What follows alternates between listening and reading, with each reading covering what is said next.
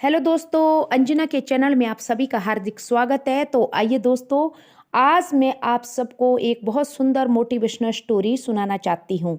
दोस्तों, ये कहानी है बनारस के एक ब्राह्मण की। बनारस की गलियों में एक ब्राह्मण का घर था। दोस्तों, वो बचपन से ही भागवत गीता का रोज अध्ययन करता था।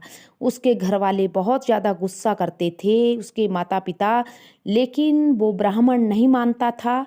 और बचपन से लेकर अब उस ब्राह्मण को जवानी आ गई, लेकिन उसने भागवत गीता का पाठ करना नहीं छोड़ा। सुबह शाम दिन भर उस भागवत गीता की पोथी को बड़े ही मन लगाकर पढ़ता रहता।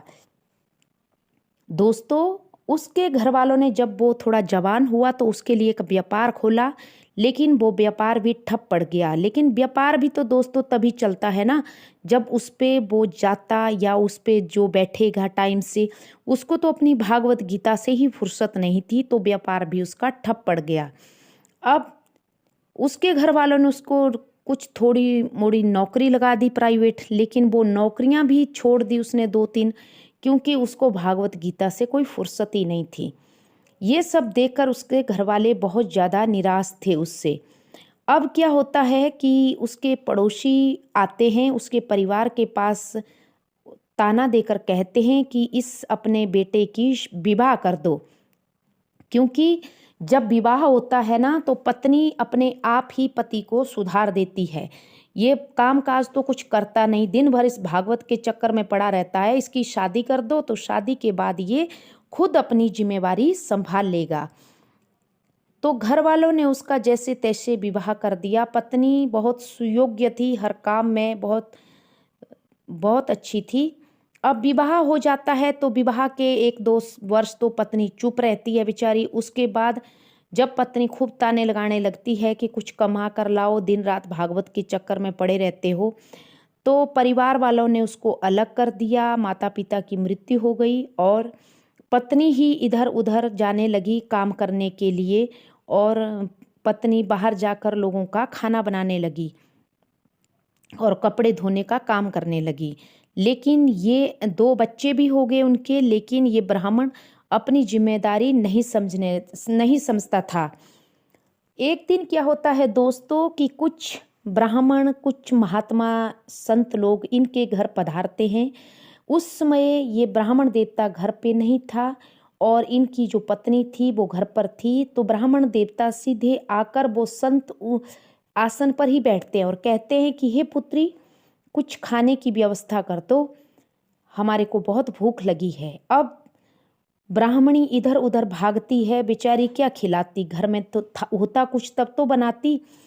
अब ब्राह्मणी को इधर उधर भागता हुआ देखकर वो संत समझ गए कि इनके घर में कुछ खाने के लिए नहीं है। तो 5-10 मिनट के बाद, 15 के बाद वो कहते हैं कि कोई बात नहीं बेटी, किसी और दिन जब आपके यहाँ अच्छी व्यवस्था होगी तब हम आएंगे।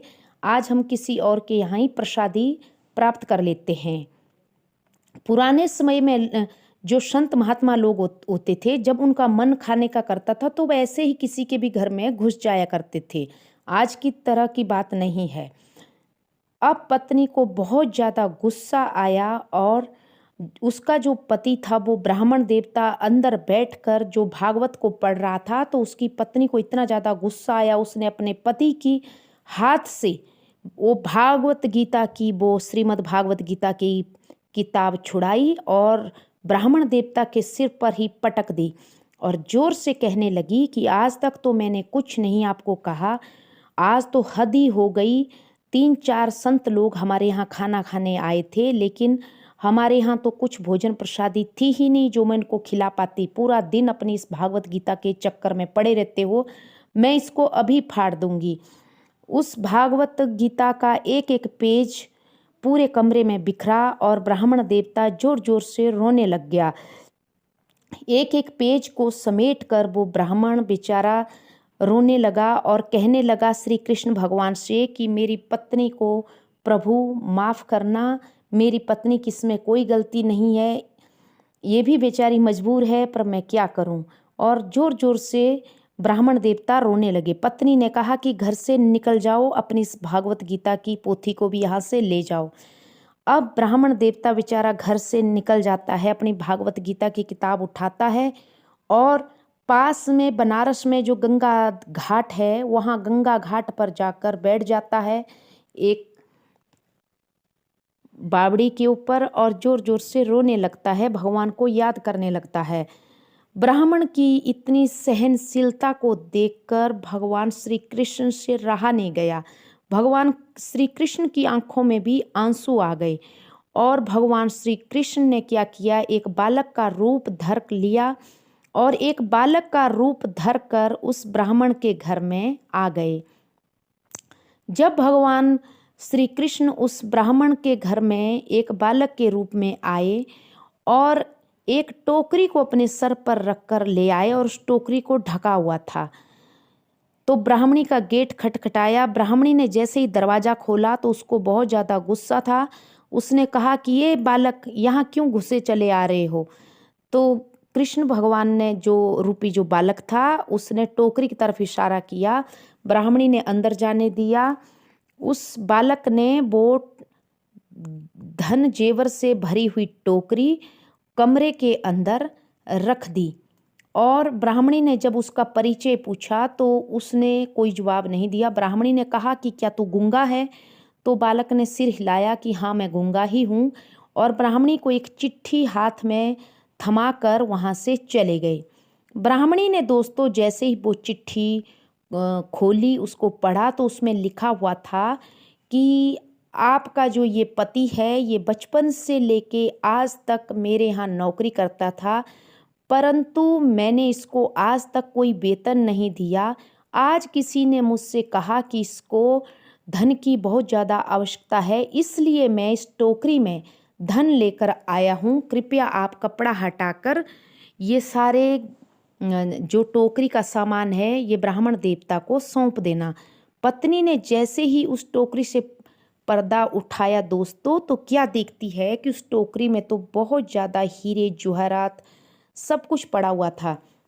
ब्राह्मणी बहुत ज़्यादा खुश हुई और अपने एक पुत्र को गंगा घाट के किनारे भेजा कि मेरे स्वामी को वहाँ से बुलाकर ले आओ।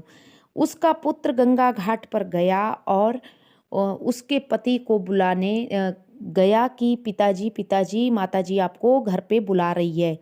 अब ब्राह्मण बेचारा आंखें पोंछकर अपनी पोथी पत्रा को लेकर वापस घर के दरवाजे पे आता है तो क्या देखता है कि घर के मेन दरवाजे पे दिया जला हुआ है, दीपक जल रहा है, रंगोली सजी है। घर की तो बनावट ही एक दिन में घर की बनावट ही बदल गई। तो ब्राह्मण देवता कहता है कि यह क्या हमारा ही घर है। बच्चे कहते हैं हाँ पिताजी हमारा ही घर है। अब ब्राह्मणी जैसे ही वो अंदर जाने की कोशिश करता है तो ब्राह्मणी आरती लेके उसकी आरती उतारती है, तो बहुत ज़्यादा वो खुश हो जाता है। अब ब्राह्मण सोचता है कि सुबह तो मेरे को इसने बहुत ज़्यादा गालियाँ दी थी और घर से निकाल दिया था, अभी तो मेरी आरती लेके खड़ी है, माजरा क्या है।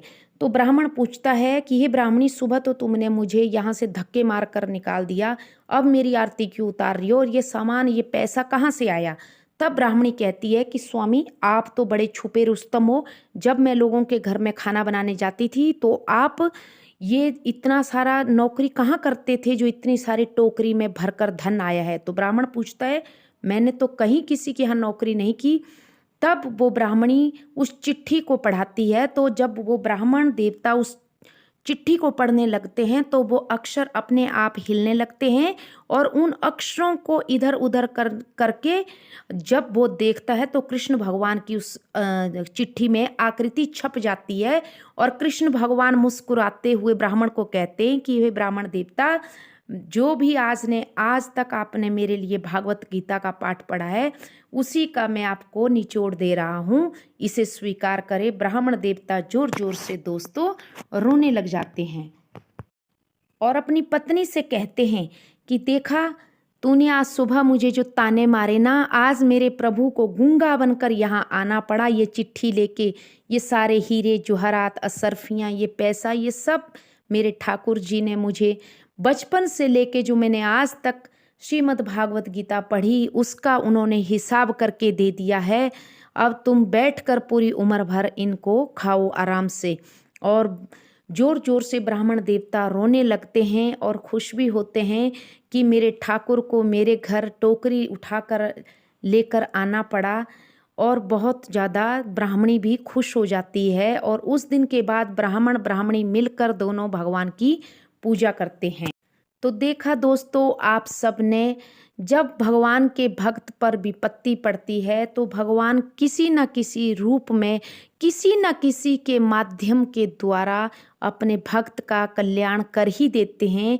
लेकिन इस ब्राह्मण देवता के लिए तो भगवान स्वयं एक गूंगे का रूप धरकर आते हैं और ब्राह्मण देवता की समस्या को हल करते